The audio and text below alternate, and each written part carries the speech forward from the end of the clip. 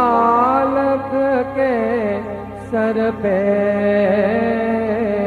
गुरु हाथ रहे तेरा। गुरु ऐसे विनय दे दे, गुणगान करूं तेरा। इस बालक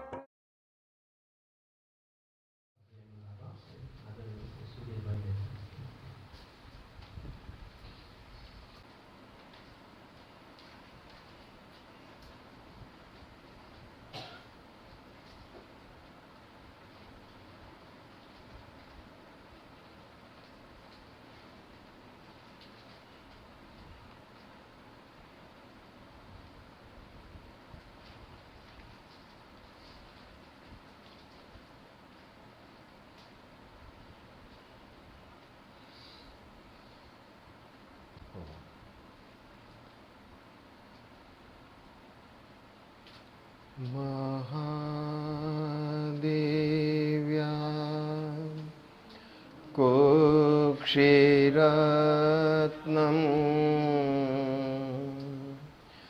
शब्दजे तवरात्मजं श्रीराजचन्द्र महं वन्दे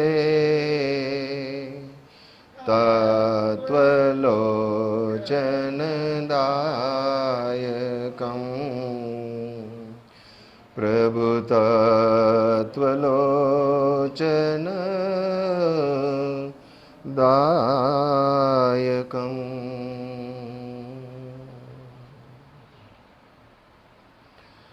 अरहन्तो भगवन्त इन्द्रमहिता सिद्धाश्च सिद्धे स्थिता आचार्या जिनशासनोन्नतिकरा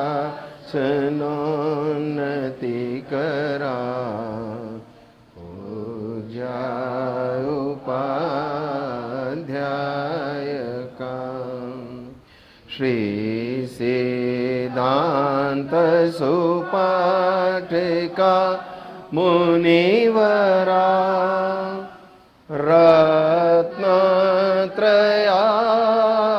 रत्नत्रयाराधका पंचैते परमेष्टिनं प्रतिदिनं कुर्वन्तु वो मङ्गलं कुर्वन्तु वो मङ्गलं। केवल करुणामूर्ति छो दीनबन्धु दीननाथ पापी परमयानाथ छूं ग्रहो प्रभुजी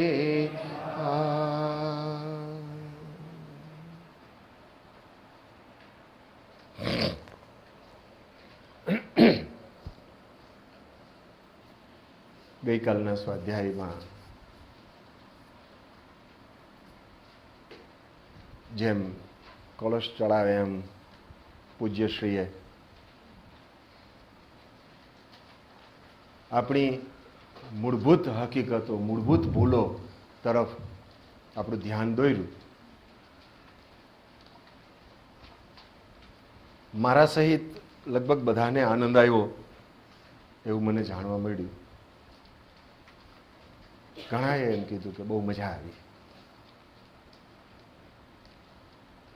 એટલે માત્ર મજા આવી ત્યાં સુધી અટકી જવાનું નથી, પણ હવે એ મજા ખરેખર ચરિતાર્થ થાય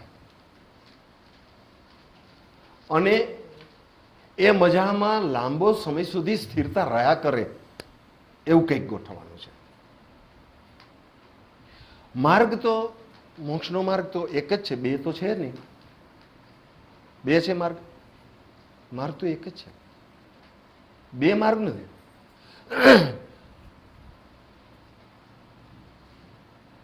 પ્રાપ્તિ દુર્લભ છે એ જે હમણાં વાત થઈ, એ પણ કોઈ એક અપેક્ષા એ વાત છે.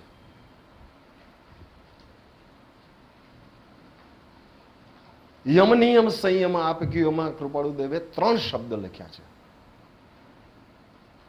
એ તરફ થોડું ધ્યાન દોરું તમારું. યમ નિયમ સંયમ આપ કયો પુનિ ત્યાગ વિરાગ અથાગ લયો વનવાસ લિયો મુખ મૌન રહ્યો દ્રઢ આસન પદ્મ લગાઈ દયો મન પૌન નિરોધ સ્વબોધ કિયો હટ જોગ પ્રયોગ સુતાર ભયો જપ પેદ જપે તપ ત્યોઈ તપે ઉર સેહી ઉદાસી લહી સબ पे सब शास्त्र के नय धारी ही मत मंडन खंडन भेद लिए वह साधन बार अनंत कियो तदपि कछु हाथ हजू न पर्यो अब आ पहलू शब्द આ પહેલો શબ્દ અબ ક્યો ન વિચારત હૈ મન સે. આપણે ગઈકાલે નિશ્ચયની વાત કરી કે કોઈ એક નિશ્ચય ઉપર તો આવવું જ પડશે. ઘણીવાર હસવાની બાબતને લઈને એમ કહેવાય કે ક્યાંક બાવાના બેય બગડે નહીં. હરખો સંસારે માણી ન હકીએ અને હરખો અધ્યાત્મમાં પ્રગતિ ન થાય. તો પેલા એ નિર્ણય કરવો પડશે કે ખરેખર અધ્યાત્મ માર્ગની અંદરમાં આગળ જવું છે.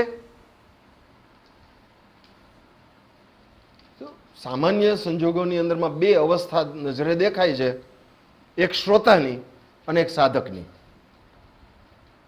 શ્રોતા તરીકે જો રહેવું હોય તો બહુ વાંધો નથી, ઇટ્સ ઓકે, ફાઇન. આમ છાનામુના રહીને આપણે સાંભળી એટલે ઘણું કહેવાય.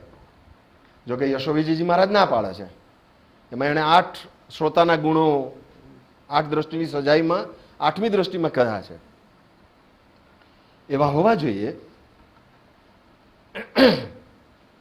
अब क्यों न विचारत है मन से कछु और रहा उन साधन से बिन सदगुरु कोई न भेद लहे मुख आग लहे कह बात कहे करुणा हम पावत है तुम की वह बात रही सुगुरु गम की पल में प्रगटे मुख आगल से. આ બીજો શબ્દ જબ સદગુરુ ચરણ સુપ્રેમ બસે. આ બીજો શબ્દ અબ જબ.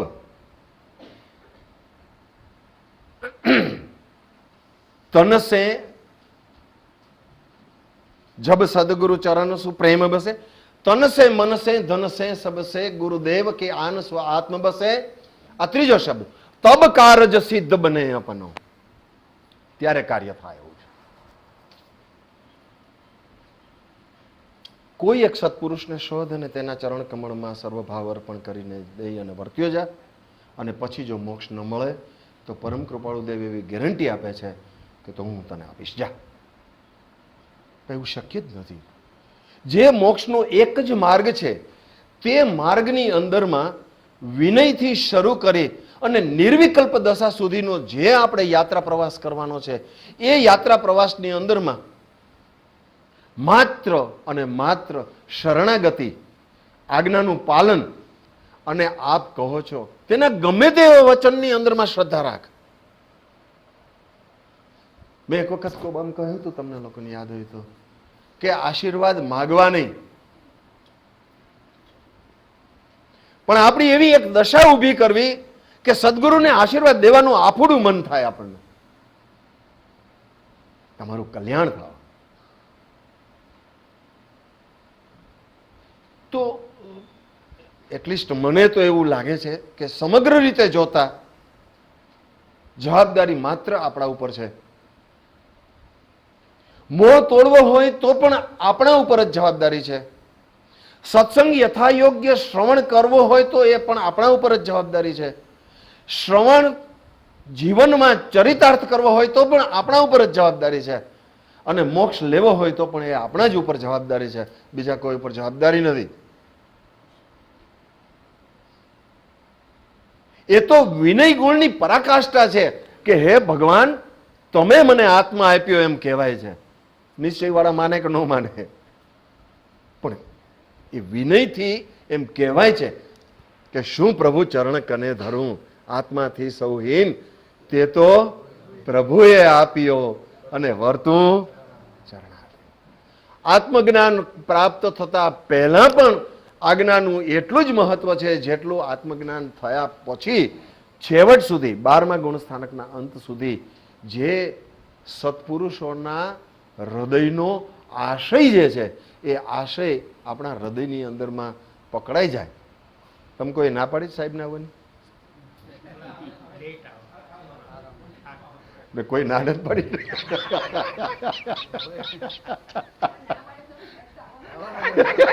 એટલે એમાં સાહેબ કોઈનું માને એવા નથી એમ.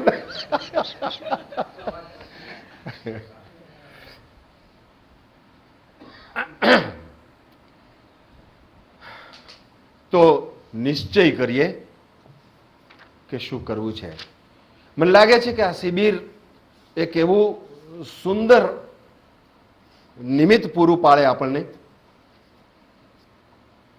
કે આપણે જે કંઈ કરવું છે એનો આજે નિશ્ચય કરી લઈએ.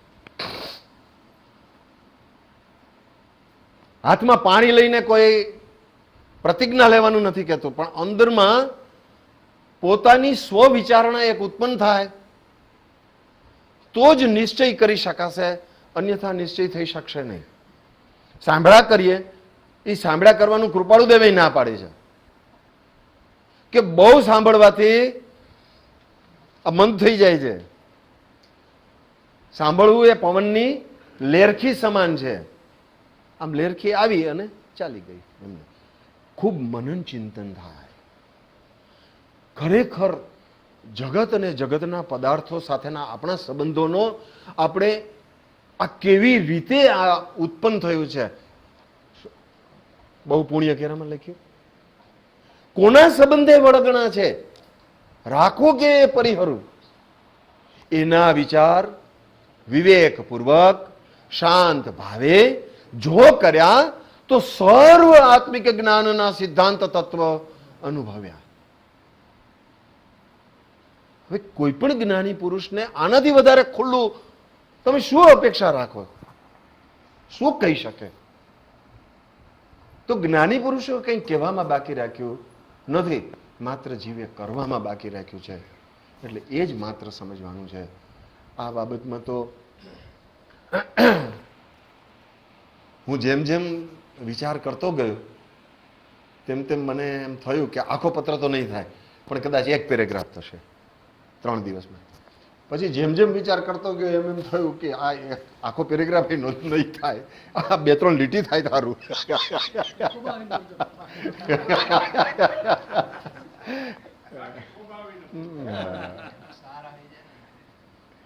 તો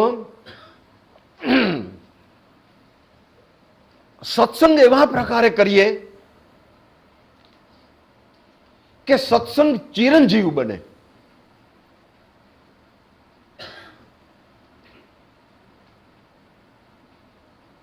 પણ ગંગા સતી કંઈક એવું ગાય છે આના સપોર્ટમાં કે અંતર ભીંજ્યા વિના ઉભરો ન આવે પાનબાઈ.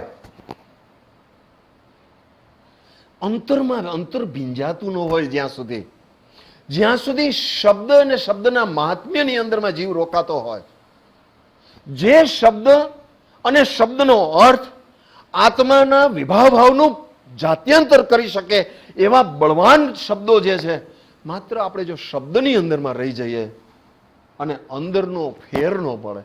અમને ગઈકાલે સવારે કહ્યું હતું ને, કંઈક એવું જ કંઈક કહ્યું હતું કે રાત્રે આખો ગાડલા પાથરા પણ કોઈ જ ના કોઈ એવું કઈ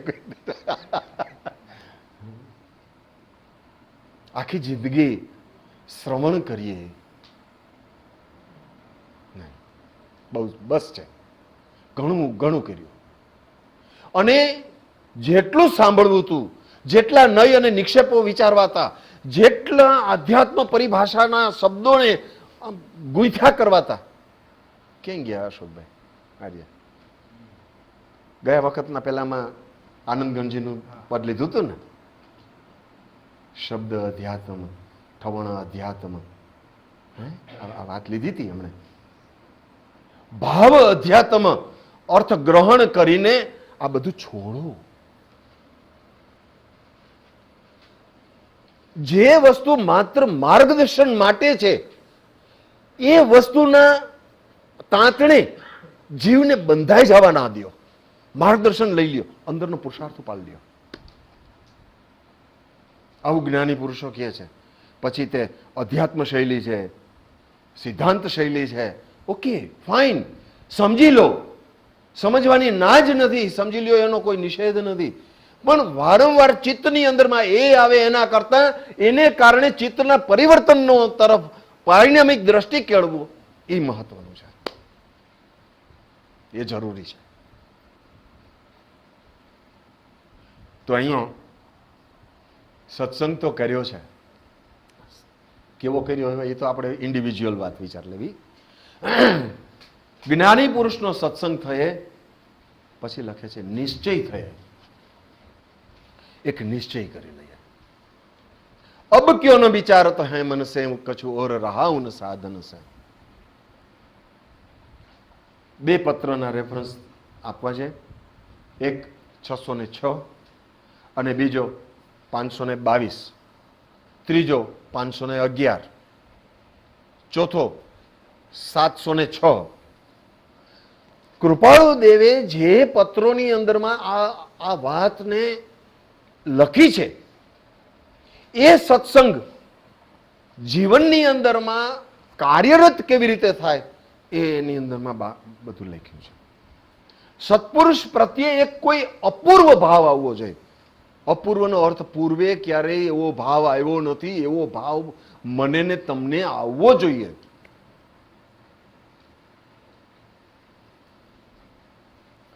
ભાવ ઉપરમાં તો બીજા કોઈનું પ્રાધાન્ય નથી ને ભાઈ, એ તો આપણું પોતાનું પ્રાધાન્ય છે ને. અંદરમાં ઉભરો આવે. અદ્ભુત પ્રસંગ પ્રાપ્ત થયો છે, મહત પુણ્યનો યોગ મને મળ્યો છે, મને આવા સરસ બધા જ પરિબળો મને મોક્ષ માર્ગની અંદરમાં આગળ વધારનારા મળ્યા છે. અને તેમ છતાં જો મોક્ષ માર્ગમાં આગળ ન વધી શકાય તો શું લખ્યું છે કૃપાળુ દેવે? તો આ દેહને વિશે અધિષ્ઠિત એવા આત્માને અનંત વાર ધિક્કાર હો. અને સામાન્ય માણસ આપણને ધિક્કારે એનું કોઈ વિશેષ મૂલ્ય નથી, પણ જ્ઞાની પુરુષ જ્યારે આપણને ધિક્કારે ત્યારે એમ થાય કે એક માત્ર ઢાંકણીમાં પાણી લઈને બુડી મરીએ, એવી દશાને જ લાવી આવી આપણે. બીજું હમણાં થોડીક વાત ચાલતી હતી રૂમ ઉપર, એમાં ઘણા લોકો એવું માને કે ભાઈ હવે એ તો મહાપુરુષ હતા, જન્મો જન્મની સાધના કરીને આવ્યા હતા, એટલે એ કરી શકે, આપણું ગજું નહીં. તો એની સાથે હું એગ્રી નથી થતો. આઈ ટોટલી ડિસએગ્રી. આપણે કરવું હોય તો આપણે અવશ્ય કરી શકીએ એમ છીએ. આધાર જ્ઞાની પુરુષના બોધ વચનનો જ છે. બોધ વચન વિસ્મરણ ન થાય એ પહેલી આવશ્યકતા છે, અને એ ત્યારે જ વિસ્મરણ નહીં થાય કે જ્યારે એમાં તમે અપૂર્વતા જોઈ હશે. 716માં પત્રમાં દેવકરણજી મુનિને ઉદ્દેશીને એક વાત લખી છે, અને એમાં જે સ્વપ્ન દશાને ઉત્પન્ન થવાના કારણોને વર્ણન કર્યું છે કે અહમ અને મમત્વ એ બે જ ભાવ જે છે એ જ સ્વપ્ન દશાનું મૂળ કારણ છે. એ અહમને તોડવા માટે 716ની અંદરમાં આખો પ્રોસેસ બતાવ્યો છે. વચનામૃત વાંચીએ તો ખબર પડે, અંદર ચોટ લાગી જવી જોઈએ.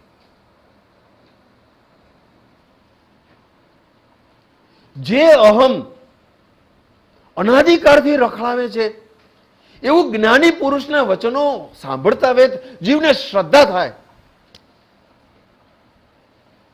મુર્ગાપુત્ર ભગવાન મહાવીરનું વચન સાંભળી ઉભા થઈ ગયા. હવે માં હું નહીં રહું સંસારમાં, મને નથી ગમતું. કેમ?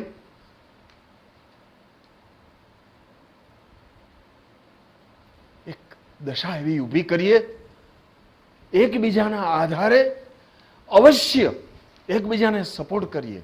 અને એકબીજા આ સંસારની અસારતાનો, આ સંસારની ક્ષણભંગુરતાનો, સંસારની અનિત્યતાનો વિચાર કરીએ, છોડીએ. શું કરવું છે? જે દેહ પૂર યુવાવસ્થાની અંદરમાં પણ ક્ષણભંગુર છે, એ દેહ પ્રત્યે પ્રીતિ કરીને શું કરીએ? અને આ દેહ, ગઈકાલે સાહેબે દેહાધ્યાસની વાતો લીધી જરાક, અને કૃપાળુ દેવે આત્મસિદ્ધિની અંદરમાં સૌથી છેલ્લે મૂકી.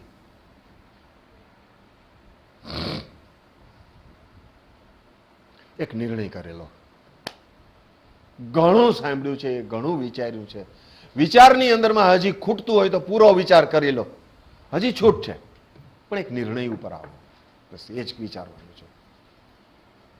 મુમુક્ષુ એવો તૈયાર હોવો જોઈએ કે ગુરુનું નામ રોશન કરે. કોનો શિષ્ય છે? સ્વાભાવિક મહાપુરુષોની મુખમુદ્રામાં વિતરાગતા, વૈરાગ્ય નિતરતા હોય. કશાય લખ્યું છે ને 80માં પત્રમાં, રાજકોટમાં લીધો તો સાહેબે, કશાયના કારણો નિર્મૂળ કર્યા છે, બધી વાતો લીધી. છેલ્લું વાક્ય શું લખ્યું છે? આપણે તેવા થવાનો પ્રયત્ન કરવો જોઈએ. અને જો ન પ્રયત્ન કરીએ તો આપણે એના અનુયાયી શિષ્ય. એટલે હવે આપણે એના શિષ્ય છીએ એવું કહેતા વિચારવું પડે કે મહાજન મારા મા બાપ, પણ મારી ખીલી નહીં ખસે અહીંયાથી. એમ તમે મારા ગુરુ હાચા, પણ હું માનું છું એ મારે ફેરવવું નથી. તો કૃપાળુદેવ બિલકુલ ના પાડે છે કે સંસારમાં રહેવું ને મોક્ષ થવા કેવું એ 3 કાળ 3 લોકની અંદરમાં ન બનવા યોગ્ય છે.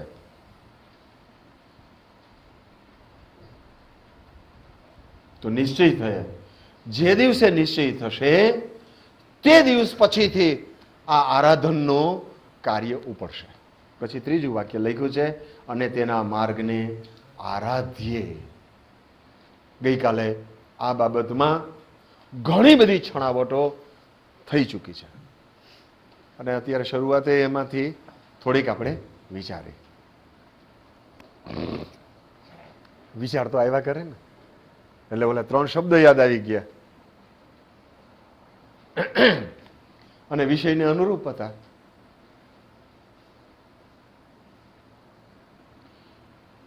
આરાધ્યે એટલે કે ત્રણેયની, તે ત્રણેય અભેદ પરિણામથી રે જ્યારે વર્તે તે આત્મા રૂપ, તે માર્ગ જીનનો પામ્યો રે કીમાં પામ્યો તે નિજ સ્વરૂપ. સમજણ, શ્રદ્ધા અને આચરણ, આ ત્રણેય એકરૂપ થાય.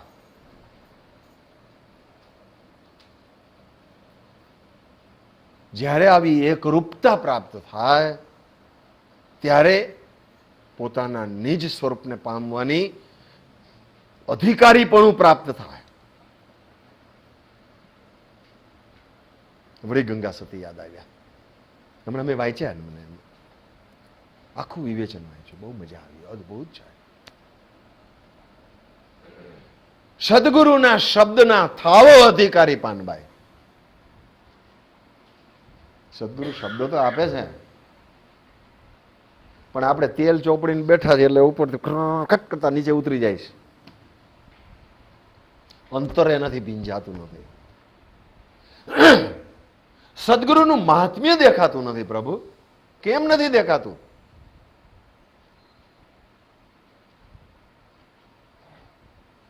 અંતર્ગુણોનો જે જીવ વિચાર કરશે તેને સદગુરુનું મહાત્મ્ય અવશ્ય દેખાશે. બાહ્ય ગુણોની વાત નથી. આત્માના ગુણોનો જે જીવ વિચાર કરશે કે મને આમાંથી આત્મગુણો શું પ્રગટ થાય છે એ મારે જોવા છે. 172માં છણાવટ કરી જ છે, અને ગઈકાલે તમને રેફરન્સ નંબર આપ્યા હતા પત્રોના 394, 95, 96 એ કયા હતા. 95, 96 ની અંદરમાં તો એમના ગુણોનું નિરીક્ષણ કરવા માટે 7 શબ્દોને રચના કરી છે. રચના કરી છે મીન્સ શબ્દની રચના તો છે જ, પણ કૃપાળુદેવે એનો ઉપયોગ કર્યો છે. વાંચી દો, મજા આવશે.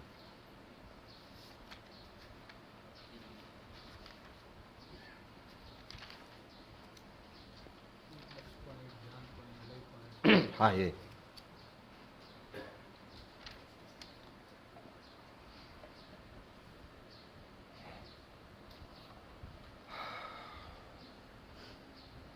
એવો જે પુરુષ પ્રત્યેનો, પાના નંબર 341 ઉપર છે, જેની પાસે હોય એને વિચારવું, નહીં તો સાંભળશો તો પણ કંઈ મુશ્કેલી ન થાય, પણ સાંભળીને અંદરમાં ઉતારી લો તો કામ થાય. એવો જે પુરુષ પ્રત્યેનો ક્લેશ આદિ ભાવ રહિત એવો કામ્ય પ્રેમ સ્ત્રીનો, તે જ પ્રેમ જે પુરુષ સાથે છે, ક્લેશ આદિ ભાવથી રહિત કીધો છે, એવો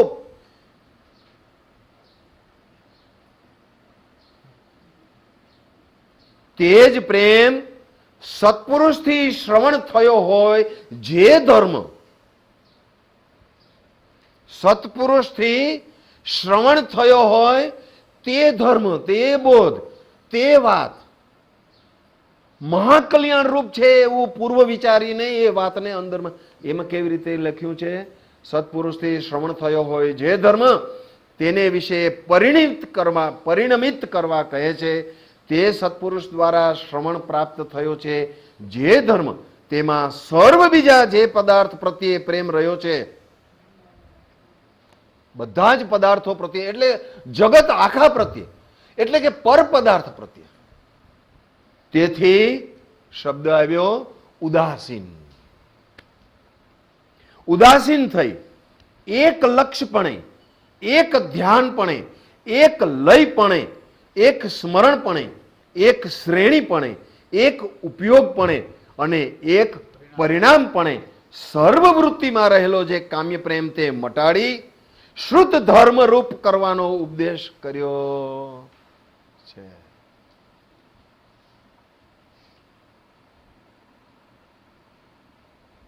કૃપાળુદેવને અમસ્તા 7-8-10 શબ્દ પોતાનું કવિત્વ કે જ્ઞાન બતાવવા માટે વાપર્યા હશે. જીવની અવસ્થા છે આ બધી. એ અવસ્થાની અંદરમાં પરિણમિત અવસ્થા એ સૌથી છેલ્લી અવસ્થા છે. શ્રવણની અવસ્થા એ પહેલી અવસ્થા છે. એમ અંદરમાં પરિણમિત થાય ત્યારે જીવને તે માર્ગનું આરાધન થાય. જગત ફીક્કું લાગે. જગતનો દોષ નથી, આપણી દ્રષ્ટિનો દોષ છે. કૃપાળુદેવે એમ કહ્યું છે કે આ જગત સાવ સોનાનું થાય તો પણ અમારે માન તૃણવત છે. પણ પછી લખ્યું કે પરમાત્માની વિભૂતિ રૂપ અમારું ભક્તિનું ધામ પણ છે. તો જગતનો કોઈ દોષ નથી, માત્ર દ્રષ્ટિ કી ભૂલ હૈ, ભૂલ ગયે ગતે હૈ. માત્ર દ્રષ્ટિ, સમજણની ભૂલ છે, સમજની ભૂલ છે, દ્રષ્ટિની ભૂલ છે. જગત જગતની રીતે છે. મહાવીર વખતે પણ આ જગત હતું, રામ વખતે પણ આ જગત હતું. જગતમાં ફેરફાર થતો જ નથી. જગતમાં સત અને અસત બંને એમ ને એમ ચાલ્યા કરે છે. સતને ગ્રહણ કરવા વાળા સતને ગ્રહણ કરી પોતાનું કામ કરી નીકળી જાય છે. અસતને ગ્રહણ કરવા એમાં તો જગતના જીવોનો કોઈ તોટો નથી. બરાબર. જીવને દર્શન મોહનીય કર્મ ઉપશમે છે કે ક્ષય થાય છે.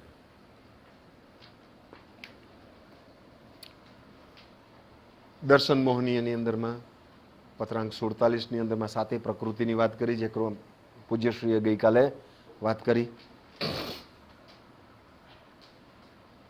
860 પત્રની અંદરમાં પણ જ્ઞાની પુરુષનો વિશેષ સમાગમ,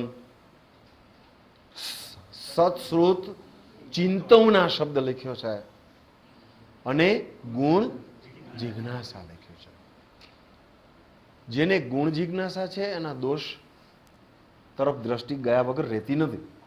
અને દોષ જાય તો જ ગુણને પ્રવેશ થાય, અથવા ગુણને પ્રવેશ નથી થતો પણ વાસ્તવિક ગુણનું પ્રગટીકરણ છે.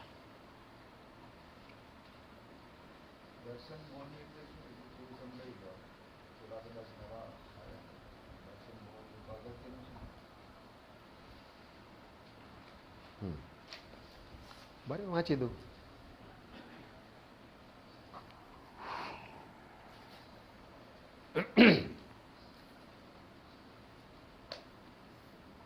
દર્શન મોહનીય કર્મ કેમ બંધાય છે?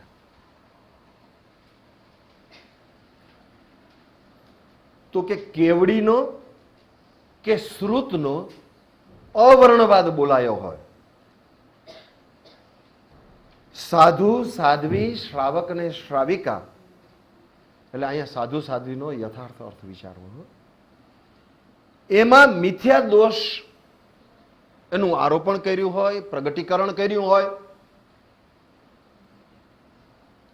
સંઘ કે ધર્મનો પણ અવર્ણવાદ બોલાયો હોય, દેવોનો અવર્ણવાદ બોલાયો હોય,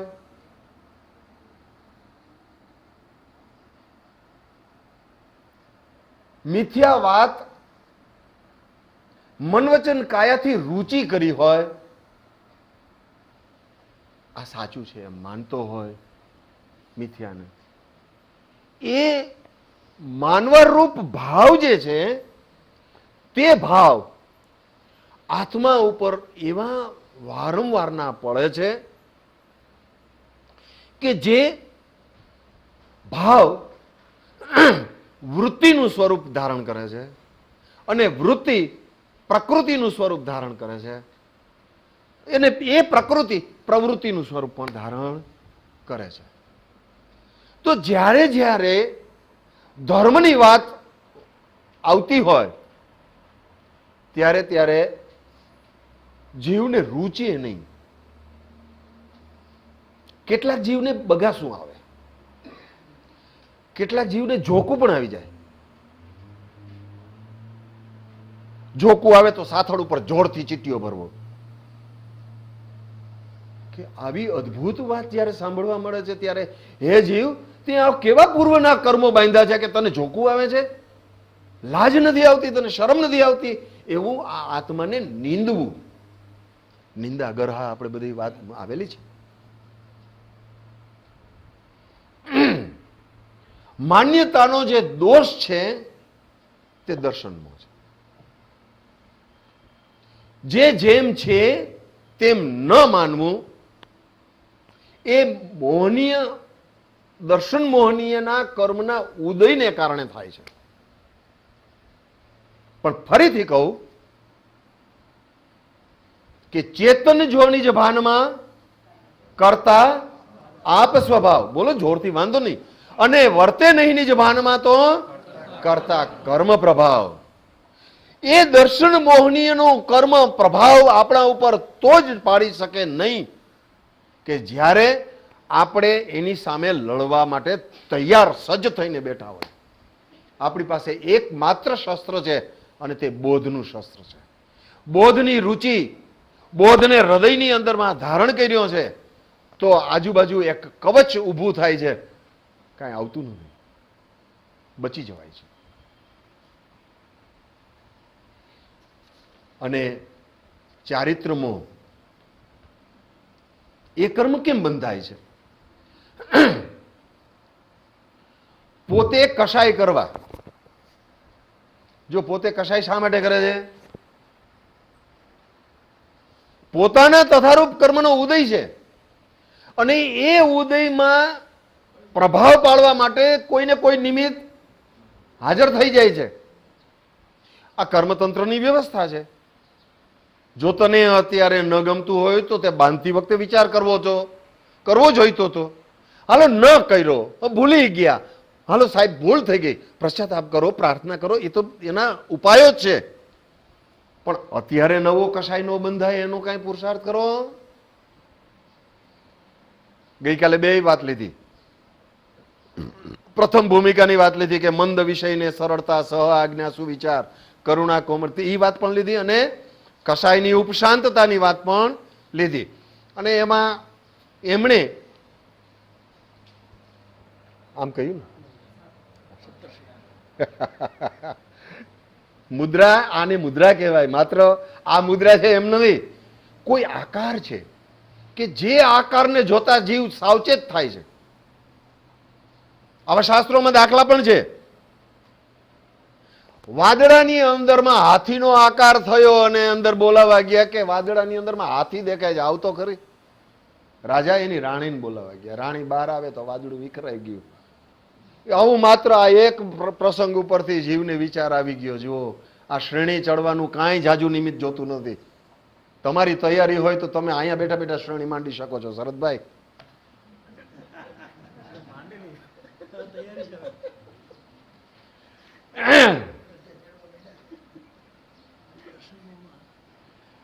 તો અહીંયા પોતે કશાય કરવા અને બીજામાં પ્રગટાવવા. આપણે એવું બોલી કે ઓલા નહીં ગુસ્સો આવે. તો એમાં એક જ, અને ગઈકાલે ચારિત્ર મોહની બળવત્તરતા કીધી અને એને પહેલા પ્રાધાન્ય આપવાનું પૂજ્યશ્રીએ કહ્યું. બરાબર છે ને? રાઈટ, યાદ તો છે હજી ગઈકાલનું. બીજામાં પ્રગટાવવા, પછી સત્ય ધર્મનો ઉપહાસ કરવો. આમ અનંતાનુબંધી કશાય બંધાવાનો જે કારણ જે કૃપાળુ દેવે વર્ણન કર્યું છે એમાં તો મિથ્યા દેવ ધર્મને ગુરુનો આશરો લેવો કે એને માનવા એ કોઈ અપેક્ષાએ સત્ય ધર્મ, સત્યદેવ અને સત્ય ગુરુના અવર્ણવાદ કરવા બરાબર છે અને એ અનંતાનુબંધીનું સ્વરૂપ છે, આવું કહ્યું છે. હજી આપણે માતાજીના દીવા કરતા હોય, નાળિયેર ચડાવતા હોય, ધર્મ એ ધર્મ છે. ત્યાંથી કઈ ગુણ પ્રાપ્તિ થતી હોય તો અવશ્ય કરો, કઈ વાંધો નથી, એવું મારા મગજમાં બેસે છે. હનુમાનને પૂજવા હોય તો હનુમાનને માત્ર એટલા માટે પૂજો કે હનુમાન જેવી ભક્તિ મારામાં પ્રગટ થાય, તો હનુમાનને પૂજો.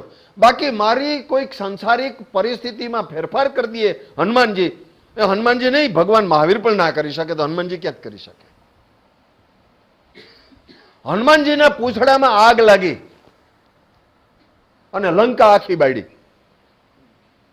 એનામાં શક્તિ હોય તો એ બંધ ન કરી દે? કોઈ એનું પૂંછડું બાળી શકે? હનુમાન હુતા હતા રસ્તામાં ને ત્યાંથી ભીમ નીકળ્યા.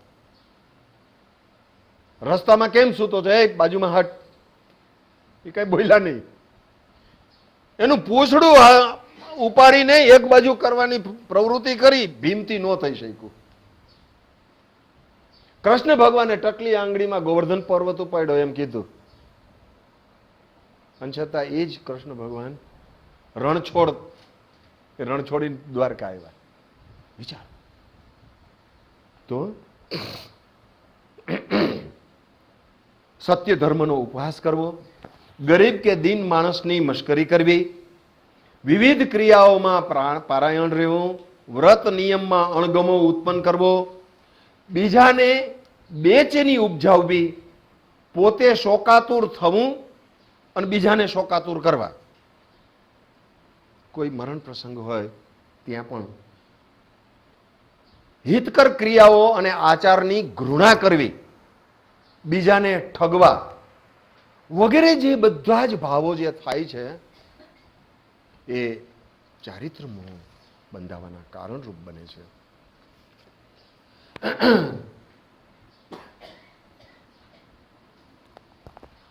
વધારે લેવાનું છે,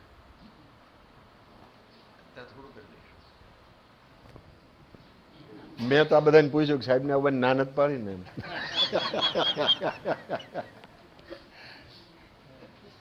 કારણ કે ગઈકાલે હમણે કહ્યું હતું કે સાહેબ આપ જરાક ઓછું બોલો, which I do not accept.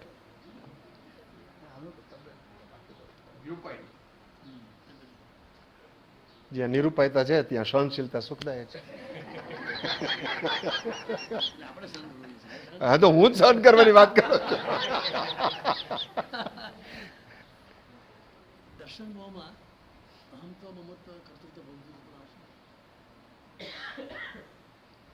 તમે સાહેબ ને બોલાવવા માંગો છો?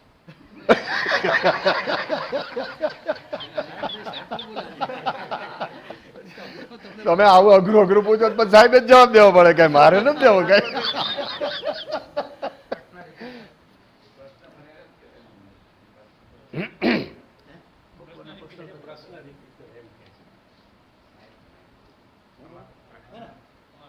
દર્શન મોહની વાત થઈ ને, એ જે સાહેબે વાત કરી કે દર્શન મોહનીય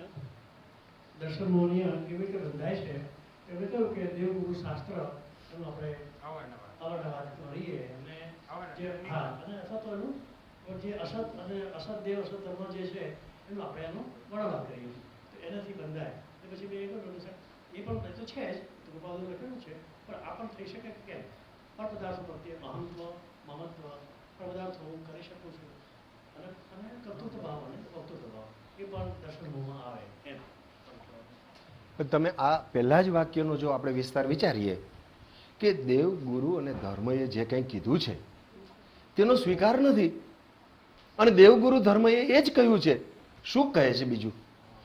કે પર પદાર્થનું તું કશું જ કરી શકતો નથી, અને છતાં આપણે એવું માન્ય કરવું તો માન્યતા અવળી થઈ છે અને દર્શન મોહ બંધાણો છે. એમાં કર્તૃત્વ કહો ભોક્તૃત્વ કહો, પછી એ દરેક વસ્તુની અંદરમાં મિથ્યા માન્યતાનો આગ્રહ છે, મિથ્યા માન્યતામાં રુચિ છે અને મિથ્યા માન્યતાનો સદભાવ વર્તે છે. તો એ પરિસ્થિતિ ઉત્પન્ન થવાની જ છે, કારણ કે કર્મ ક્યારેય ભૂલતા ખાતું નથી.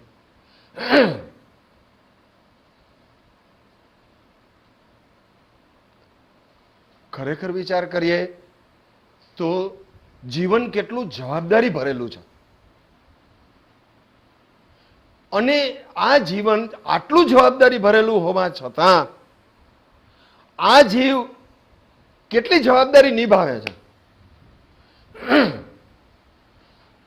પરમ કૃપાળુએ બે વાત કીધી છે જીવની માટે કે પોતે પોતાનો વેરી.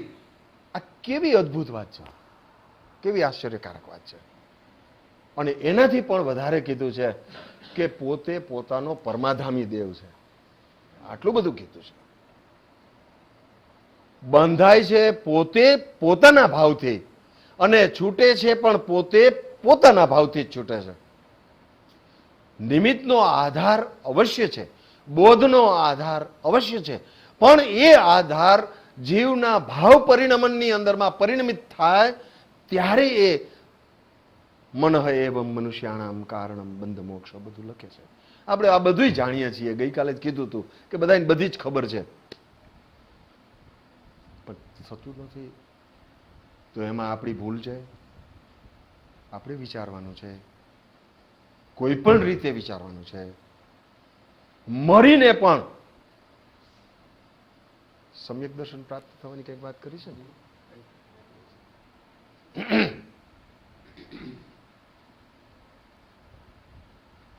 આ વાત 609 પણ લીધી છે, 10મા મુદ્દામાં છે લગભગ, 11મા મુદ્દામાં છે લગભગ, 11મા મુદ્દામાં છે, 11મા. જ્ઞાની પુરુષના બોધ આમ હાજરા હજુર છે, અને હાજરા હજુર હોવા છતાં જો આપણે એનો ઉપયોગ ના કરીએ તો પછી બીજો તો કોઈ ઉપાય નથી.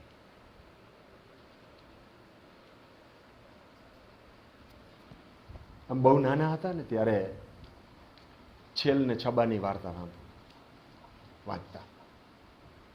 જીવરામ જોશી ઝગમગની અંદરમાં લખતા, બરાબર છે, આપણે બધાએ વાંચી, બરાબર ને. એમાં અન્યાયી રાજા ની વાર્તા એમણે લખી છે. પણ રાજાને કોણ મારવા જાય? રાજા બળવાન છે.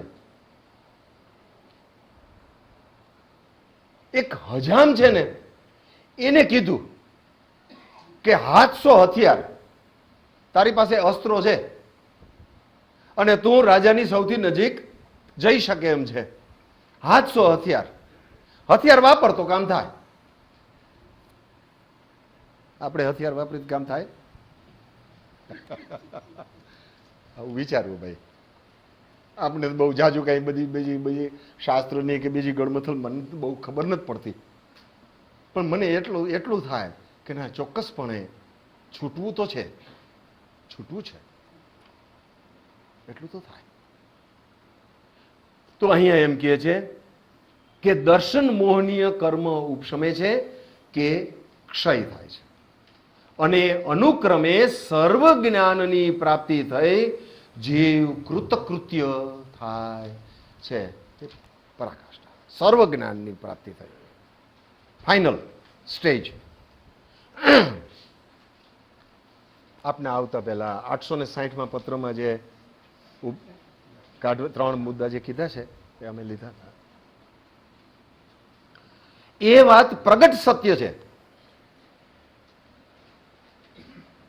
આટલું એક વાક્ય જીવનની અંદરમાં ઉતરે એટલે આમ લખે છે ને કે સત્પુરુષોના એક એક વાક્યમાં ને એક એક શબ્દમાં અનંત આગમો ભરેલા છે.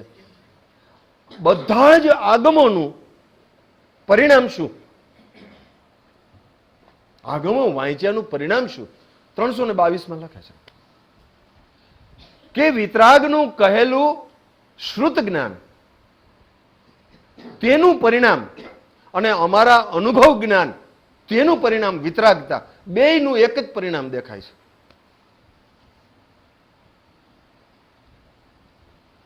વિતરાગતાનો તો ખબર છે, વૈરાગ્ય, વૈરાગ્ય ભાવ, ઉદાસીન ભાવ અને વિતરાગ ભાવ ક્રમિક વિકાસ છે. અને એ વિકાસ સાધતા સાધતા જીવને પેલા સમજાય કે જે અનાદિકાળથી પરપદાર્થની સાથે મોહ બુદ્ધિ આસક્તિ વાસના જેનાથી પણ હું જોડાયો છું એ મારે છોડ્યા વગર છૂટકો નથી. છોડ્યા વગર છૂટકો થવો નથી. તો જ્યારથી તે વાક્ય સાંભળ્યું ત્યારથી જ તેનો પ્રયત્ન શરૂ કરી દેવો. આજ સવારે જ અશોકભાઈ રાત્રિ વ્યતિક્રમી ગઈ, પ્રભાત થયું, થયું ને? જો સમજી ના પાડજો.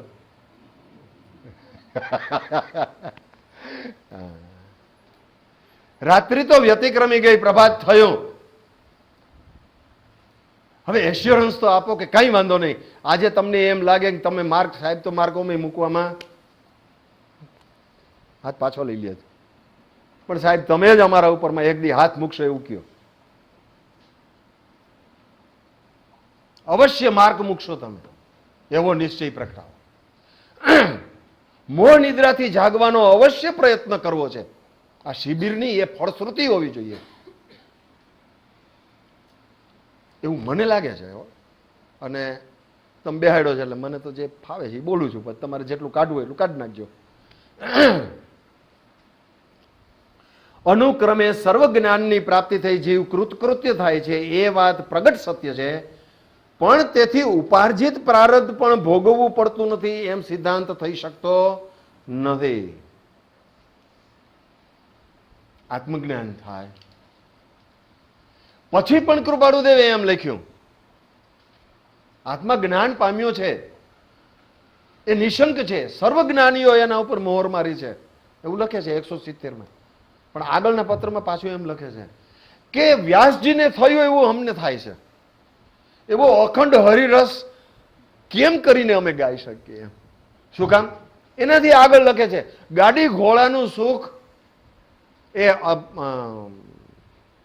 અનાહત ધ્વનિનો જે સુખ છે એ બહારના ગાડી ઘોડાને કારણે વિક્ષેપ થાય છે, એ સુખ માણવા દેતું નથી. પોતાના ઓફિસની અંદરમાં પોતાને ઝાડુ કાઢવું પડે છે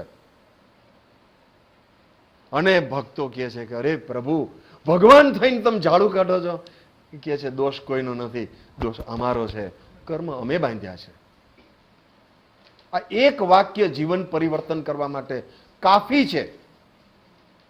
આ મંત્ર વાક્ય છે. એટલીસ્ટ મને તો બહુ ઉપયોગી થયું છે. એ જ એમ કહે છે પરમ કૃપાળુદેવ આગળ જતા 500ની સિરીઝમાં જ વાત કરે છે કે સર્વ વિષમ સ્થાનકોની અંદરમાં જો સમવૃત્તિ ન રહી તો યથાર્થ આત્મજ્ઞાન કયું જતું નથી. આવું બધું પણ લખે છે. કેટલી સજાગતા છે એમની પોતાની, તમે વિચાર તો કરો. અને સામે પક્ષે હીરાનો વેપાર કરે છે, મુંબઈમાં બેઠા છે. જીવ ધારે તે કરી શકે છે. અનંત વીર્યનો સ્વામી આ જીવ છે. માત્ર એક નિશ્ચય ખૂટે છે. એક જગ્યાએ લખે છે ને કે જીવને જો કંઈ ખરેખર અંતરાય હોય તો શું છે? જીવનો અનિશ્ચય છે. તો ઉપાર્જિત પ્રારબ્ધ ભોગવવું પડતું નથી એવો કોઈ સિદ્ધાંત થઈ શકતો નથી. પણ વિથ ધ સેમ ટાઈમ ગમે તે ઉપાધિ આવી પડે, ગમે તેવા કર્મના ઉદય આવી પડે, પણ હું મારા આત્મ સ્વભાવની શ્રેણી ચૂકીશ નહીં એવો જે જીવને નિશ્ચય થયો છે તે જીવ ગત્સુકુમાર બની શકે છે. તે જીવ પ્રસન્નચંદ્ર રાજશ્રી પણ બની શકે છે, કરી શકે છે, થઈ શકે છે. દેશકાળ અનુસાર આ કાળની અંદરમાં જેટલું થાય એટલું, એ સિદ્ધાંતની વાતની અંદરમાં આપણે બીજો કોઈ વિરોધ કરવો નથી. પણ કૃપાળુદેવે જ લખ્યું છે કે આ કાળને આ ક્ષેત્રની અંદરમાં જીવ ધારે તો એકાવતારી થઈ શકે છે.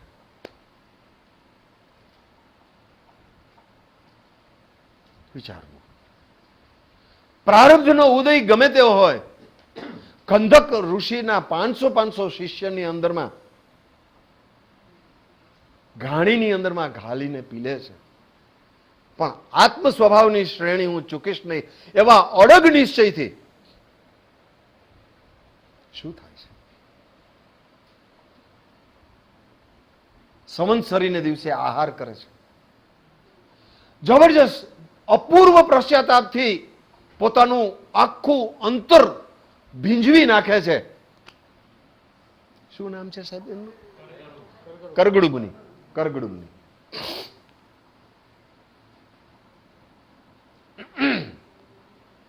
શું ખાય છે એનું ભાન રહેતું નથી. માત્ર ચિત્ત એના પશ્ચાતાપમાં અને એણે બાંધેલા કર્મની અંદરમાં વર્તમાનમાં હાજર છે. દેવદંડુભી વાગે છે, કેવળ જ્ઞાન પ્રગટે છે. હે? અને જેણે માંસ ખમણ કર્યા છે એ એમ માને છે કે આંબાળામાંથી કોઈ થયું છે, એને નથી થયું, ઓને થયું છે. ભાવની મહત્તા છે. તો અહીંયા ઉપાર્જિત પ્રારબ્ધ ભોગવવું પડતું નથી એમ સિદ્ધાંત થઈ શકતો નથી. કેવળ જ્ઞાન પ્રાપ્ત થયું છે એવા વિતરાગને પણ ઉપાર્જિત પ્રારબ્ધ રૂપ એવા 4 કર્મ વેદવા પડે છે. અપૂર્વ અવસરમાં પરમ કૃપાળુદેવે લીધું. વેદની આદિ 4 કર્મ વર્તે જહાં, બડી સિંદરી વત આકૃતિ માત્ર જો.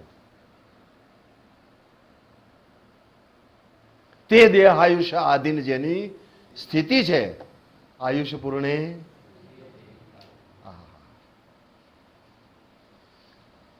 દેહ ધારણ કરવાનું બંધ થઈ ગયું, પૂરું થઈ ગયું, પરિભ્રમણ સમાપ્ત થઈ ગયું. કેવી અદ્ભુત વાતો છે. આવી અદ્ભુતતા પ્રગટાવવાનું જો ખરેખર પ્રમાણિક મન થાય ને તો સત્પુરુષની કૃપા દ્રષ્ટિ ઉતરે. અને પરમ કૃપાળુદેવ એક જગ્યાએ લખ્યું છે, સત્પુરુષની કૃપા દ્રષ્ટિ તે સમ્યક્ત્વ છે.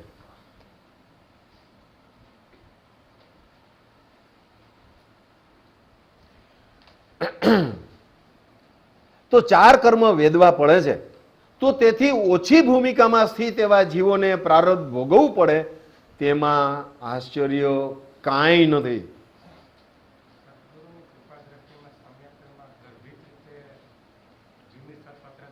નેચરલી સમ્યકતા આવે ક્યાંથી?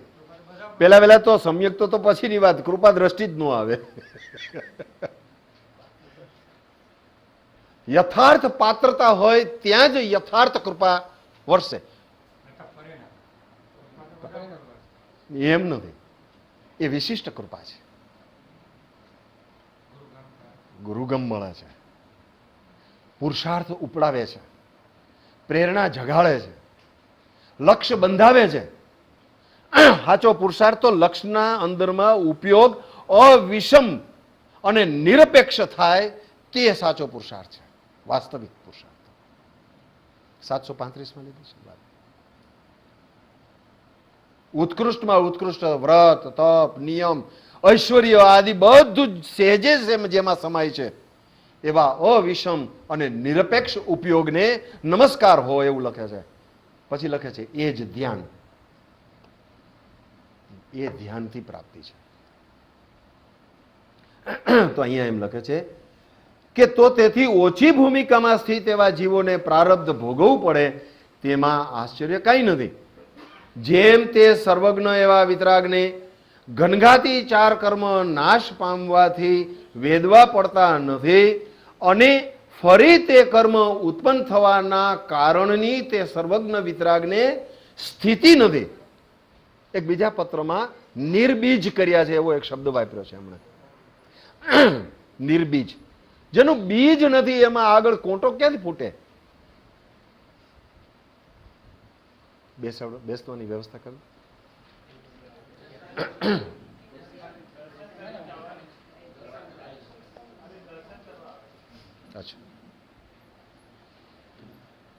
તો અને ફરી તે કર્મ વિતરાગને ઉત્પન્ન થવાના કારણની તે સર્વજ્ઞ વિતરાગને સ્થિતિ નથી.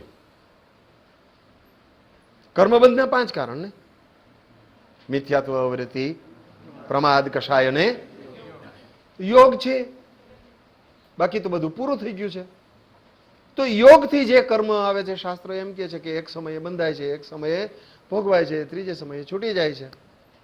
અને એમાં તો અદ્ભુત વાતોનું વર્ણન કર્યું છે કે કદાચ બાકી રહે તો કેવળી સમુદ્ઘાત પણ કરે છે, પાછો આવે છે. બધું જ જે પરમાણુ આ જગતની અંદરમાંથી પૂર્વકાળે ભેળા કર્યા છે તે પરમાણુ આ ભગવાન આ જગતને સોંપી અને ચાલ્યા જાય છે. એક પરમાણુ માત્રની મળે ને સ્પર્શતા છે ને, અદભુત છે. મજા આવે એવું છે. એવો મજા આવે ને, હે આમ મોઢામાં પાણી છૂટે.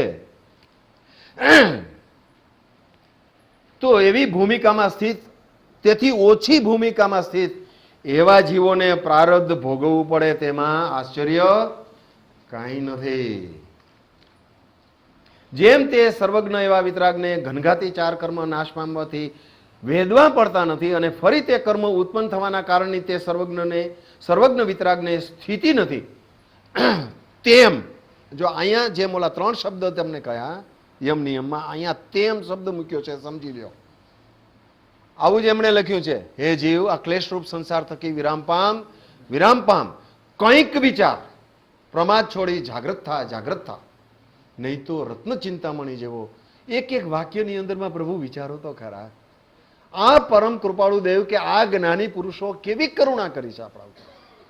અરે મૂઢ જીવો ઉપરમાં આવી કરુણા કરી છે. કોઈ રીતે જાગે? સાહેબે જગાડ્યા સવારના હો. તેમ જ્ઞાનીનો નિશ્ચય થયે. કેનો નિશ્ચય થયે? જ્ઞાની પુરુષનો સત્સંગ થયે અને બીજો નિશ્ચય થયે. બીજું ચરણ આવ્યું ને, હા એ હજી પછી ભલે. તમને બહુ ઝડપી છે, આમ જલ્દી કરી લેવું છે આપણે. ફટાફટ જોઈએ આપણે. તેમ જ્ઞાનીનો નિશ્ચય થયે અજ્ઞાન ભાવથી જીવને ઉદાસીનતા થાય છે. જે સાધક હોય એમને આ વાત તરત પકડાય એવી વાત છે, મજા આવે એવી વાત પણ છે. જેમ જેમ સાક્ષી ભાવ જીવને ઉત્પન્ન થતો જાય છે તેમ તેમ બહારની વસ્તુ તો દુઃખદાયક લાગતી જ નથી. પેલી વાત તો એ, દુઃખ હોય તો તે દુઃખરૂપ લાગતું નથી, દુઃખ ઉલટું સુખરૂપ થઈ પડે છે એવી વાતો પણ છે. કારણ કે નિશ્ચય છે કે કર્મ અમે બાંધ્યા છે અને મારે ભોગવવાના છે, તો શુરવીરતાથી કેમ ના ભોગવું? જ્ઞાની પુરુષ તો કર્મને આહવાન આવે છે કે અમારી સમજણની ઘરમાં અમે બેઠા છીએ, તારાથી થાય એટલું કરી લે, જા અત્યારે આવી જા, જેટલા આવવા હોય એટલા. અને આ જ મતલબનું કંઈક વાક્ય ઉપદેશ છાયામાં પરમ કૃપાળુદેવે લખ્યું છે કે જ્ઞાની ગણી ગણીને કર્મ છોડતા નથી.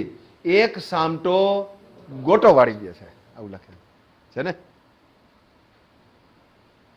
સાહેબને નહીં બોલવા દેવું એ એક પછી સજા બને નહીં હો તમારે.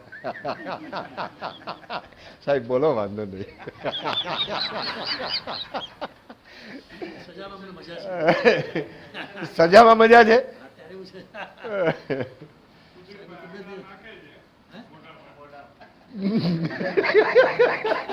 પણ સાહેબ નાખવા દે હવે નથી, તમે ચિંતા ના કરો.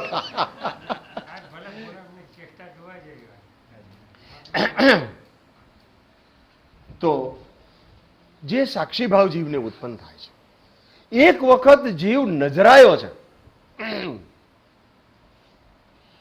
આ મારું સાચું સ્વરૂપ છે, આ હું છું, એવી એક દશાએ જ્યારે પહોંચે છે ત્યારે પરમ કૃપાળુ દેવને પણ શ્રી હરિ એવા અપલક્ષણ વાળા છે કે ઘડી ઘડી અંતર ધ્યાન થઈ જાય છે, આવું લખે છે. લખ્યું છે ને, શ્રી હરિ એવા હરિને અપલક્ષણ વાળા કીધા છે. એટલે પોતે અંદર આત્મા. પણ એ વખતે જે વિક્ષેપ આવે છે, તે વિક્ષેપ સમયે જીવને સાક્ષી ભાવ યથાતથ્ય જાળવી રાખવો પડે છે. એ વિક્ષેપ માટે પરમ કૃપાળુએ 449માં પત્રમાં મળ, વિક્ષેપ અને અજ્ઞાન એ વાત જે લખી છે, એમાં વિક્ષેપ મટવાના સાધનમાં સત્પુરુષની ભક્તિને, અપૂર્વ ભક્તિ એ મૂકી છે. શું કામ મૂકી હશે? ચિત્ત ઉદયગત કર્મના પ્રવાહની અંદરમાં, ઉદયગત કર્મને કારણે જે કોઈ પરિસ્થિતિનું નિર્માણ થાય છે એમાં ચિત્ત જાય ત્યાં સાક્ષી ભાવ, માત્ર સાક્ષી ભાવ, ન આવકારવું, ન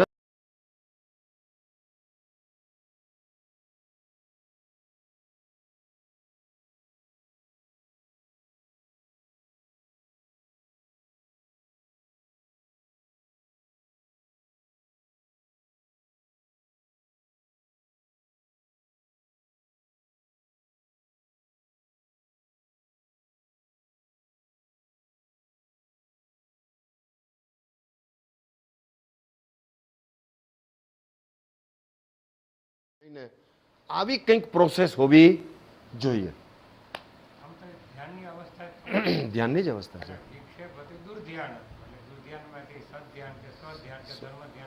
આવી ગઈ, આવી અને પછી સ્થિરતા પ્રાપ્ત કરી.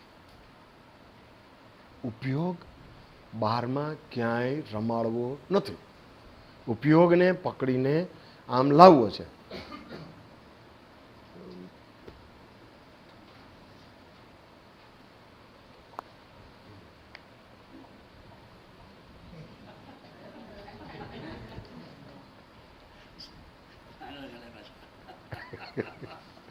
હું કઈ બોલ્યો નથી. ઉદાસીનતા જીવને બાહ્ય પરિસ્થિતિ કે અંતરંગ સાધનાની પરિસ્થિતિની અંદરમાં જે સ્થિતિ આવે છે તેમાં કોઈ એવો ભાવ નથી કે જે ભાવ સાધનાની અંદરમાં બાધક બને. ઉદાસીન ભાવ છે. ખુલ્લી આંખે પણ જે પરિસ્થિતિ થાય તેનો સહજ સ્વીકાર છે.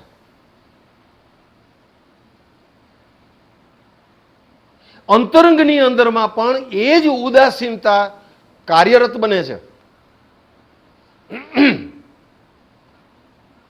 અપૂર્વ અવસરના વિવેચનની અંદરમાં બનતા સુધી ભીખાલાલ ગિરધરલાલ શેઠે આ ત્રણેય ભાવની વાતને એમણે લીધી છે. ક્યારેક વાંચવાનો યોગ બને તો વાંચવાની શું કામ કડાકૂટ કરવી, અહીંયા તો બધું મળી જાય એવું છે. તો એ પ્રમાણે પણ કરશું તો જ મળશે, નહીં તો કાંઈ મળવાનું નથી. તો અને તેમ જ્ઞાની પુરુષનો નિશ્ચય કરી એમ લખે છે. તો એ તેમ શબ્દ ઉપરમાં કેટલો ભાર છે એ પણ આપણે ફીલ કરવો જોઈએ, આપણને અહેસાસ આવવો જોઈએ. તો તેમ જ્ઞાની પુરુષનો નિશ્ચય થયે અજ્ઞાન ભાવથી જીવને વિભાવ ભાવ થાય. કોઈ ભાવની અંદરમાં જોડાવાનું બને, કંઈક ભાવ પરિવર્તન જાગે, તો તે સ્વભાવ છે કે વિભાવ છે? વિભાવ છે. આપણે આ વાત લીધી હતી કોબામાં કે નહીં? ત્યારે તમારો જ પ્રશ્ન હતો, મને યાદ છે.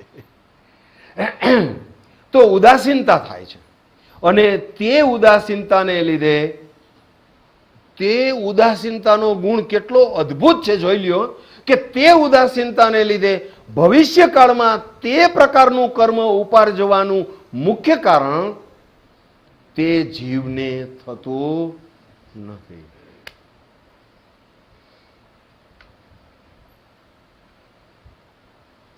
પૂરું ટાઈમ 5 મિનિટ.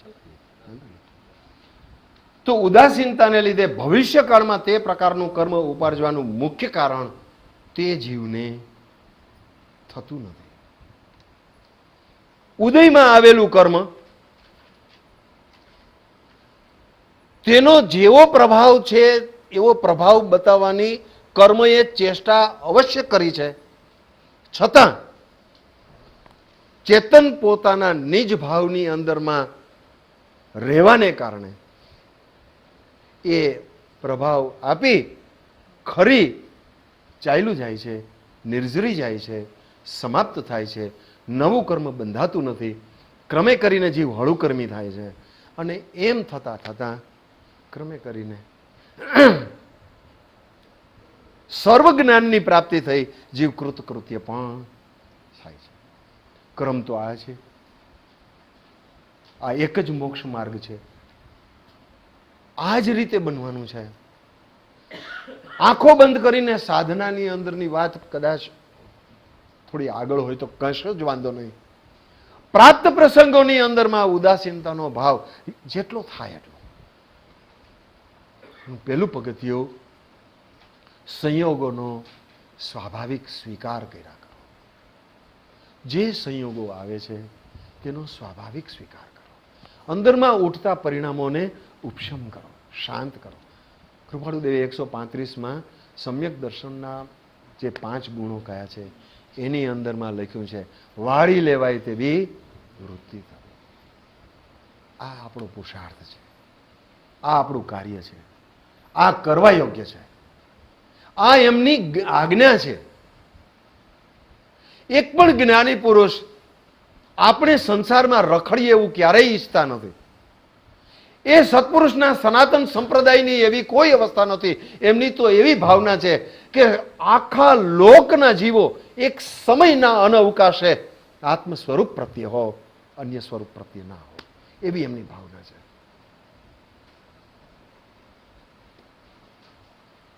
હું ને તમે આપણે સત્પુરુષ પાસે અને જ્ઞાની પુરુષ પાસે એવા ભાવની આપણે માગણી કરીએ કે હે પ્રભુ, અમારું ખરેખર આ સંસારથી મુક્તપણું થાય. આશીર્વાદ માગશું? માગી લેશો? માગી જ લઈએ આજ તો.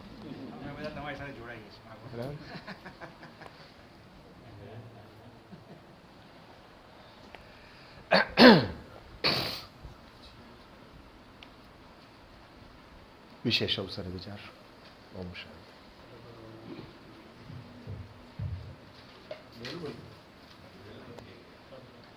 પત્ની